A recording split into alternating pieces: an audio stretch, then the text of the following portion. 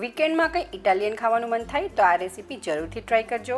Hello everyone, welcome back to try and taste kitchen. આજે હું તમારી સાથે શેર કરીશ વ્હાઇટ સોસ ક્રીમી પાસ્તા બનાવવાની રેસીપી. પાસ્તા ઘરમાં નાનાથી લઈ મોટા સુધી બધાને ભાવતા હોય છે અને સ્પેશિયલી કિડ્સના તો ફેવરેટ હોય છે. તો ચલો ટાઈમ વેસ્ટ ના કરતા રેસીપી સ્ટાર્ટ કરીએ. જો તમને રેસીપી પસંદ આવે તો વિડીયોને લાઇક જરૂરથી કરજો, ફ્રેન્ડ્સ ફેમિલી રિલેટિવ સાથે શેર કરજો અને મારી ચેનલ ઉપર નવા હો, ચેનલને સબસ્ક્રાઈબ ના કરી હોય તો ચેનલને સબસ્ક્રાઈબ જરૂરથી કરજો. સબસ્ક્રાઈબ કરવું એ બિલકુલ જ ફ્રી છે. વ્હાઇટ સોસ ક્રીમી પાસ્તા બનાવવા માટે મેં અહીંયા 1 કપ મેક્રોની પાસ્તા લીધા છે અને ગેસ ઉપર મેં ઓલરેડી પાણી ગરમ કરવા માટે મૂકી દીધું હતું. તમે જોઈ શકો છો પાણીમાં બોઇલ આવી ગયો છે. હવે આપણે પાસ્તા એડ કરી પાસ્તાને 7 થી 8 મિનિટ સુધી બોઇલ થવા દઈશું. આપણે પાસ્તામાં થોડું મીઠું પણ એડ કરી દઈશું. મીઠું એડ કરી મિક્સ કરી દઈશું. હવે આપણે પાસ્તાને બોઇલ થવા દઈશું.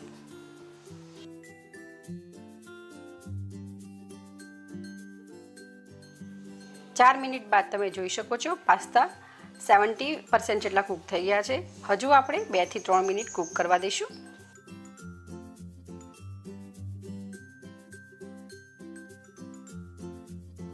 બે થી 3 મિનિટ થઈ ગઈ છે.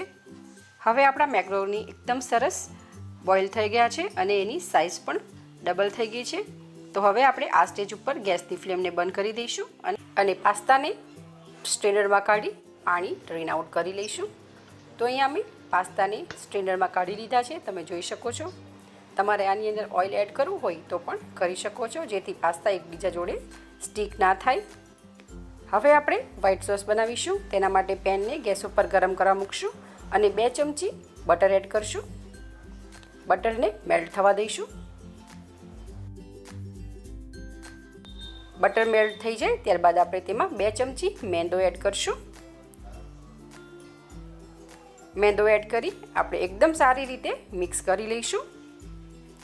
મેંદાને આપણે બટરમાં રોસ્ટ કરવાનો છે, જેથી એનો જે રો ટેસ્ટ છે એ બિલકુલ પણ ના આવે અને સોસ આપણો એકદમ ડિલિશિયસ બનીને તૈયાર થાય.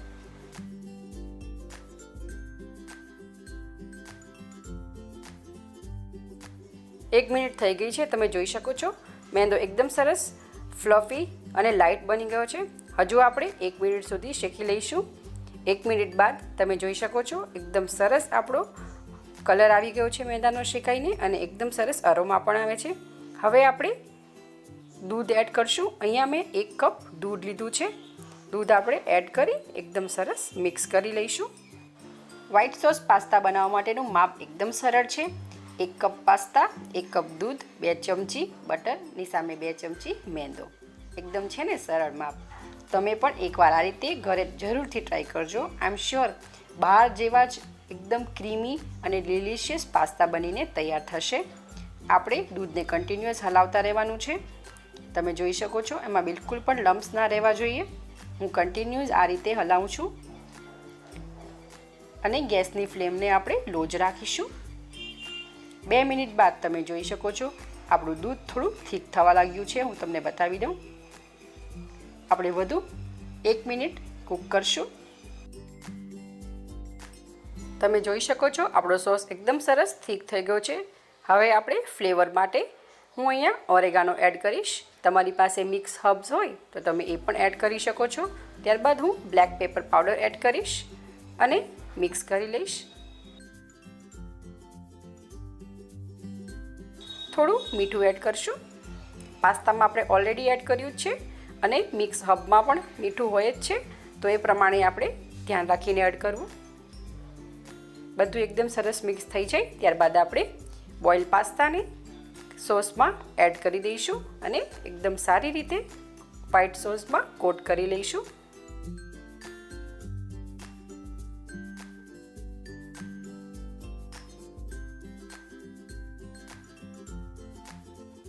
એકદમ સારી રીતે મિક્સ થઈ જાય ત્યારબાદ આપણે ચીઝ એડ કરશું. ચીઝ અહીંયા તમારે જેટલું એડ કરવું હોય એ પ્રમાણે એડ કરી શકો છો. ચીઝ વધારે એડ કરશું એમ પાસ્તા વધારે ચીઝી અને યમ્મી લાગશે. બટ સ્ટીલ જો તમે થોડા કેલરી કોન્શિયસ હોય તો થોડું ઓછું એડ કરવું.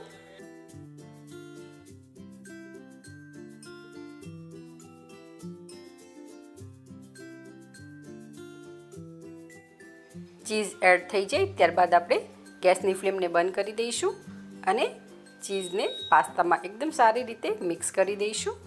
અને અહીંયા હું ટેસ્ટ કરી લઈશ. એકદમ ક્રીમી ચીઝી પાસ્તા બનીને આપણા તૈયાર છે.